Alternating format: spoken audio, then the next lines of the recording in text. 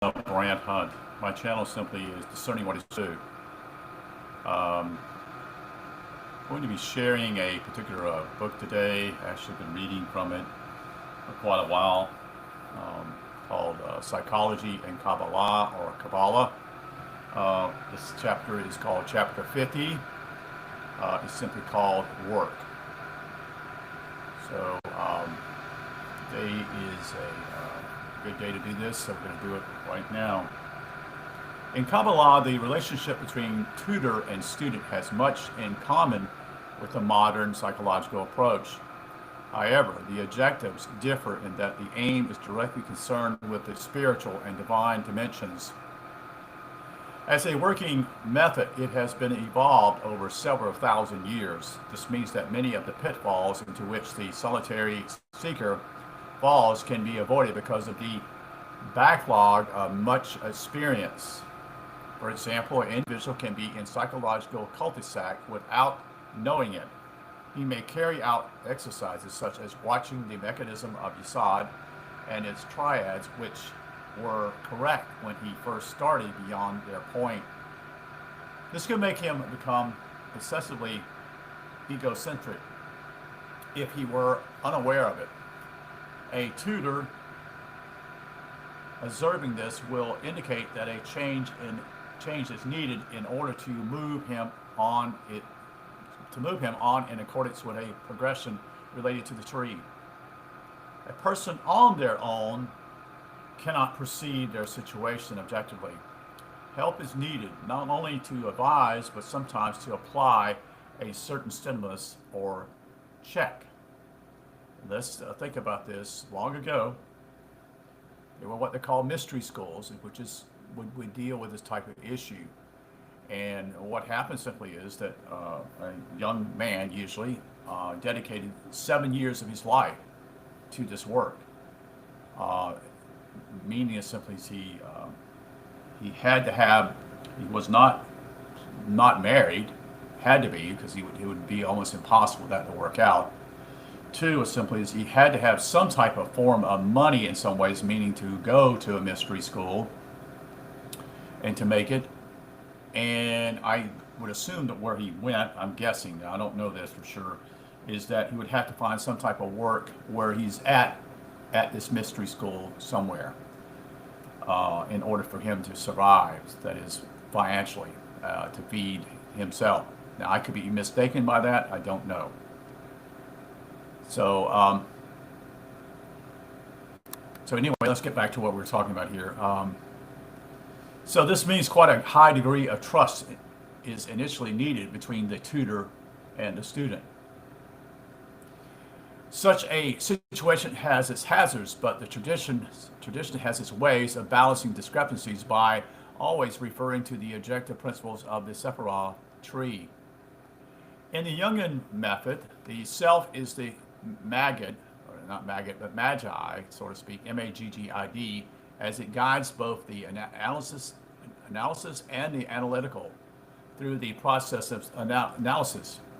Dreams, current personal events, and situations unfolding during each analytical session will lead the couple into many areas that needed to be brought into consciousness.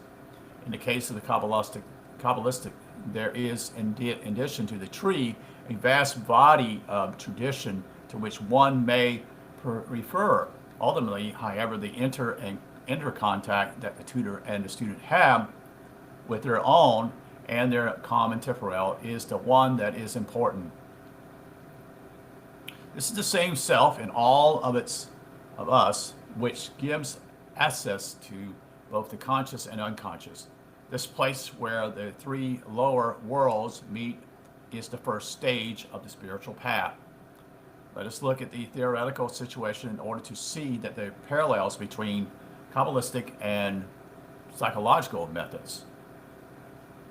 Baku, as we have seen, is the contact point with the physical and external world. Here, the student learns to observe events in the light of the larger picture. Social as well as psychological phenomena are observed and analyzed in order to see the interaction of the macrocosm and the microcosm. This keeps the tendency in psychological work from becoming too limited to the personal. McCook also relates to the way a student participates in ordinary life. Can they see the lesson being presented by Providence, and how are they responding to it? These are the questions that the tutor asks or gets the student to address themselves. An understanding of what is going on, so to speak, both externally and internally, as it is crucial because some events are vital keys in the process of development. A series of mishaps an offer of a new job or relationship are seen as indications of inner conflict or change. So see what he's saying here simply is there can be things, opportunities, maybe a job, conflicting because, 7 years is a long time. Okay, and there may be a relationship with the opposite sex that could cause him to not stumble, but lead him back to where he was in the past. Synchronicity events of both the personal and collective level are viewed with great interest, for they may reveal something about the grand design and where the school or individual fit in. An instance of this was the move of Freud from Vienna to London and the shift of psychoanalysis or psychoanalytical operations in the English-speaking world. This opened the door to a new epoch of psychology, which prepared the ground for a revival of interest in Kabbalah some decades later, because the ground for self-examination and interior exploration had been laid by Freud.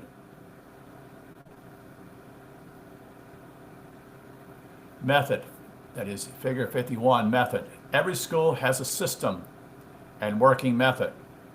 It may be through the way of action, devotion, or contemplation. However, all genuine schools have the concept of 7 levels.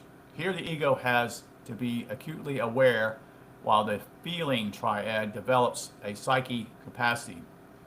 Lucidity belongs to the awakening triad with its sharp focus, while the soul has a clarity about one's whole life.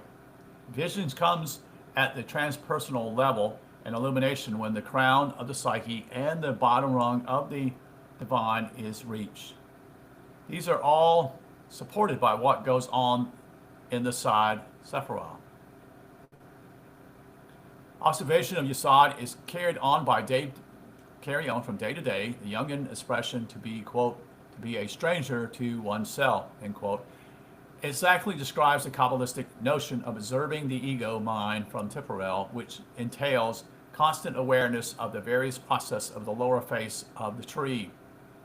The Buddhist calls it, quote, mindfulness, end quote. However, in the exercise, the triads are worked upon to bring about a balance if one is weak or too strong. In this way, the student only gets to know how the ordinary mind works, but can correct any discrepancies. For example, perhaps one of the 4 psychological functions needs developing so that the ego is not biased in one direction or another. What Yesod projects is of great importance, and so students note in great detail what image the ego presents. Flashes of temporal consciousness will reveal much about the persona and whether or not some unconscious impulse is overly influencing what is being felt, thought, or done.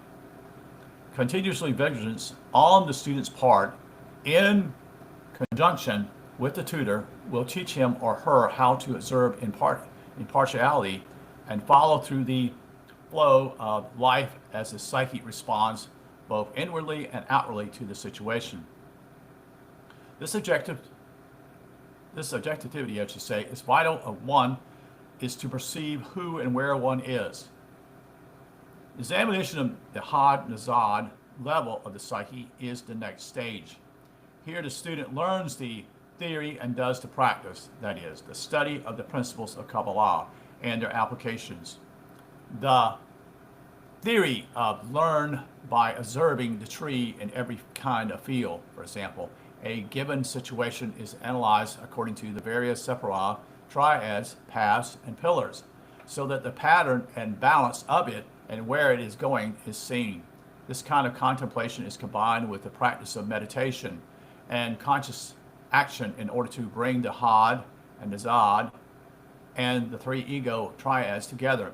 Thus, a person can, for example, conduct a love affair and see if it is a way to see it is as a way of development as the partners for each other and themselves. This can, however, cause problems, as any two people in analysis and in love will know. But then it also gives a growing element to the situation which, if correctly handled, can enrich the relationship. The path between Yesod and Temporal is the one of integrity. If this is lacking between the tutor and student, then nothing worthwhile can happen. So it's not only the student's part, but it's also the teacher, you see. Any interaction must be honest, because the tutor, like the analysis, acts at least for a time as the temporal of the student. When the student becomes a peer to his mentor, the selves of both can combine to produce a unique situation in which things can be revealed that was hidden in the unconscious of both. Many remarkable events can occur in such a situation. Discussion of a dream can open out a deep vista into the transpersonal, where a insight is gained into the cosmic dimension. A seemingly casual comment can turn a conversation to one of profound personal revelation. The path of honesty gives access not only of temporal, but to the whole psyche. It also, as noted, can release the shadow and Lucifer principle, and this requires all the skill and integrity of the Kabbalist to identify and deal with. The dark side of the psyche is a mean enemy, as it is the external intruder from the astral world of Jazara. This opening up into the domain of the unseen or unconscious is one of the reasons why Kabbalah was considered dangerous, but then so is falling in love, having a baby, or indeed living. The level of Hesek Jarrah operates in a much deeper stratum. Here is where the emotional life of the person is lived, usually totally unconsciously, that is. In the case of people under Kabbalistic discipline, the power and influence of this level is crucial, for it is from there that the super-ego idea operates, as it draws upon the complexes and concepts stored in the side triads above and below, judgment and mercy. These areas have to be brought out into the consciousness by close observations of all that is thought, felt, and done. After much work, there is the recognition of what one learned as a child, which is purely conventional, and what is real as regards, for example, morality. When this occurs, an inner code of ethics begins to be established, not according to accepted custom, but according to eternal laws. To fulfill the commandments at this psychological level may mean contravening local regulations such as apartheid or a military code if it goes against what is essentially right. Thus, a true conscience starts to be developed, which does not reward or punish according to the parental model, but acts in line with the heart of the psyche, or the Hesek-Temporal-Jarrah triad of the soul. The reality of Hakam and Banah at the level of the collective unconscious can only become apparent after years of study and practice, or in a flash of vision. Here's an area in which at first only an inklings of comprehensivism is to be expected. Although many people think they grasp the meaning of these sephirah once they have labeled them, to possess wisdom and understanding takes a lifetime, if not many. And for most of us, it is a collective effort of mankind that gives us some insight into the cosmic and spiritual level. Myths and legends, be they of the Bible or of some remote pagan people, point to the spiritual dimension in which the personal is transcendent, I should say. Encounters with this level through various traditional exercises of meditation and visualization give the Kabbalist a sense of vast pattern that is unfolding over the ages. Such a comprehension is acquired by accumulation and such pondering, which is a slow and thorough process that goes on deep into psyche. Wisdom is something that may be given in a revelation, but this is not always understood. There has been to be a combination of Anal and Hakamon in the Kabbalistic, so that their Da, or the non-separal of knowledge, can bring a method, or a moment, I should say, a realization to the temporal. Such a moment may occur on the top of the mountain, may occur in bed, or during supper, or while one with one's tutor. It is not something that can be commanded, but is granted by grace, and this is something beyond the range of psychology. Newton's insight into the universal law on seeing an apple falling was of this order. The dark glass of Da was suddenly clear and illuminated. The work done by a tutor and student or analysis or analysan should take them over most of human experience. Their path will wean to and fro, sometimes advancing straight with great rapidity, and others almost inert. At moments, the work might seem pointless, and many people drop out of the process at such stages, using this or that reason to depart. The reason for this, and it can occur anywhere along the way, I should say, is often to hide some block, some difficulty that might move them on from the familiar and safe into the awesome area of change where they feel their psyches will transform and they will lose themselves.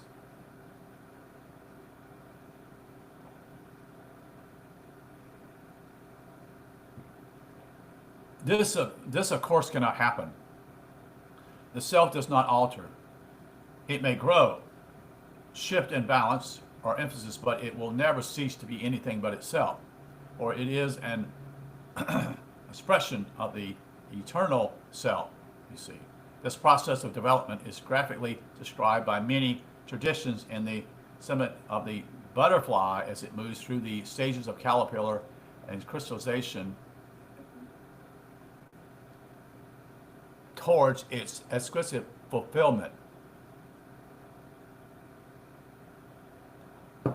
Such phrases are passed through at each level. As the right pillar is activated, then the left is consolidated before eventually emerging as the crown of Keter at the top of the column where the three upper worlds of psyche, spirit, and divinity meet. People deeply involved in the work trust the process, and although they may be old campaigners with a background of immense experience, they are still inevitably amazed at whatever happens because it always contains the miraculous. To catch a taste of the work, in brackets that is, for no book can convey its reality, in bracket. Let us look at one individual life so as to glimpse an insight into fate, the ways of providence, and the path of self-realization. So that's the end of chapter 50 today, which is, as I shared earlier,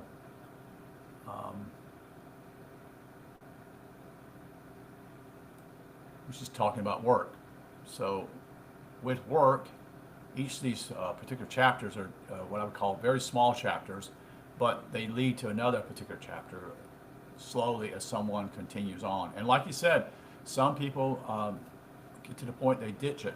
You know, they either happens, they say, okay, it's nothing happening to me, or somebody comes along and either has to have work or it falls in love, so to speak. That's part of this whole thing. That's part of free will too, also. Okay, well, thank you for listening to me today. Again, my channel is simply called Discerning What is True. And I'm reading from the particular book called Psychology and Kabbalah, or Kabbalah, if you want to call it that. Today, the day before Thanksgiving here in the United States, which is the 26th day of November 2025. So this is shared today from not only my YouTube channel, but also on my Facebook channel, personal.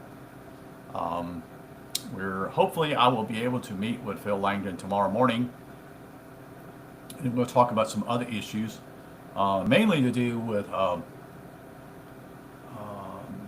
tarot cards, but also the 22 paths, also the book of Revelations, why 22 chapters in the book, and Phil is pointing this out also. All speak of 22, which is critical. Tarot cards. Also, the Hebrew language, that is the Jewish language, it has 22 letters. This is not coincidence, folks. There's no way this could be coincidence. This would convey even by their alphabet, so to speak. Stan Tennant would be one that you would be interested in that, because he goes into a deep talk about this, more than a talk. He spent most of his life involved in this. And he talked about how the language itself was symbolic and explained things on a deeper level. And most people are not aware of that. The letters do reveal they reveal not only certain issues, they represent numbers also. A lot of this is hidden because most people are not going to pursue this unless they pursue it with the utmost. So I wish you a good day. Thank you for listening. You take care, and hopefully we'll hear from you in the near future, okay? Thank you for your time. Have a good day.